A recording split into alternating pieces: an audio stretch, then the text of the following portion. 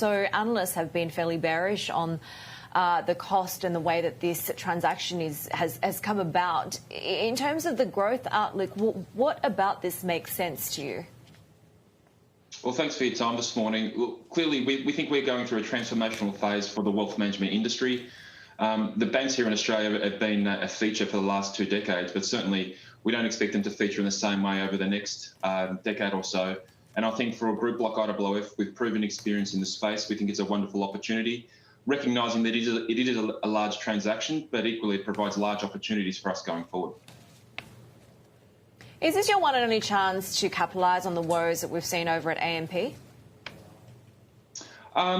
like to think of it in terms of how we can build our own business and the value we can deliver to our clients and our members. I do think that some of these assets coming out of the banks, whether it be BT or MLC, are an opportunity for IOOF. We are a business that benefits from scale, and I think the scale of MLC will absolutely allow us to take a leading position in the industry. So where are you seeing the opportunities in wealth management in Australia? So in the Australian market is very fortunate to have the tailwinds of an ageing population, an increasingly complex world, and also a reasonably large retirement savings pool of money, which we call superannuation. All of that continues to grow. All of that increases the relevance of financial advice and the role of high-quality financial advice products. So in that context, we think we're in a great space. It's a space we know very well as a specialist. And equally, I think the scale of MLC gives us an opportunity to be the lowest cost producer, i.e. I think we can continue to deliver great outcomes to clients through better pricing, but equally to deliver great outcomes to our shareholders. How fast do you expect your Evolve platform to be able to compete with the growing number of specialty platforms out there? Yeah, look, we've started rolling that out externally over the last 12 to 18 months. Over that period of time, we've brought in about $3 billion of net new monies, and more recently, we've been now taking it to what we call the IFA, or Independent Financial Advisors. So it is actively competing, and I think by the end of 2021, we think we'll have something that's comparable with the specialist platforms that are out there today. Is this going to be a transformational deal, or are you sort of going to double down on the old wealth model? Is there anything that you'll be doing differently, particularly to be able to counter, as Shery mentioned, the kind of tech-driven innovations that we are seeing across the money management space? We absolutely see this as a transformational transaction and, in fact, distancing IOOF from the old model. And just because I think we're getting larger in size, in no way should that be read as a signal that we're trying to go back to the past? Not at all. I think one of the reasons that we have our own proprietary technology in-house is for the very reasons I think you're alluding to, is I think successful financial services company and wealth management companies need to have technology as a core competency, and that's very much the way we see the world going forward. The other really important point is, despite being a diversified financial services and wealth management business, the removal of conflicts is really important, and providing choice through the value chain is a key element of our business strategy going forward. How quickly do you think your platform can compete with the others out there, for example, with Westpac? As I said, we've started rolling that out over the last 12 to 18 months, and we think it's demonstrating that it competes very, very well. I think from a service proposition perspective, it's probably one of the leading service players in the market.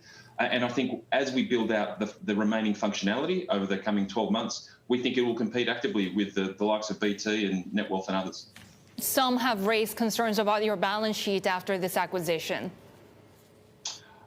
We, in fact, of the view that the balance sheet is stronger after this acquisition, and certainly that was a key consideration in factoring in the funding of the transaction, which is equity heavy. The reason for that is that we want to leave ourselves in a position that not only can we continue to reinvest, can we ensure that we're investing and deploying capital to deliver the synergies, $150 million per annum, but equally we're also cognizant of putting ourselves in a position where we can continue to pay within our dividend policy range and the very strong dividend going forward into the future. How quickly do you see gaining market share from the big super funds, given all of the issues that came out of the Royal Commission? We're seeing a change in the landscape, a very dramatic change in the landscape. And I think if we fast forward 5 years, we think that the wealth management landscape is likely to be characterised by 4 or 5 large players. But importantly, 2 or 3 of those are likely to be what we traditionally call industry funds, or from the not-for-profit sector. So I think we see a convergence in the landscape. With this transaction, we are certainly planting a flag as the leading advice-led retail wealth management player, and that's certainly the position we're taking. I think the question is who else from the retail wealth management landscape is going to be alongside ourselves and maybe some industry funds in that top tier of participant. And from our perspective, it's really important to be in that top tier to ensure that we have a seat at the table at influencing what the wealth management landscape looks like, and importantly, how we create value and how do we construct value for consumers.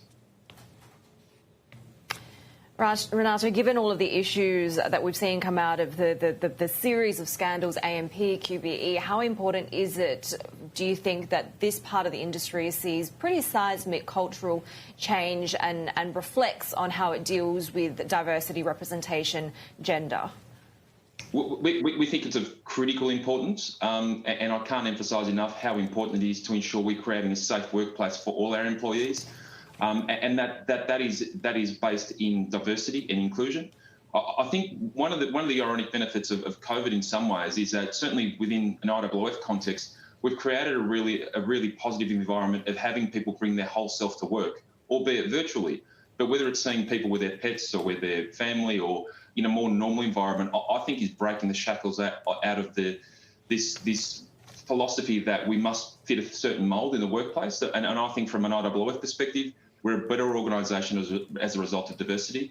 It's something that we take very seriously from as an organisation. But importantly, to your point, I think more broadly around culture, I think out of the Royal Commission has come a real catalyst for change within IOOF, and certainly making sure that we have an inclusive culture and a diverse one has been something I've focused very much on in my tenure as CEO over the last 18 months.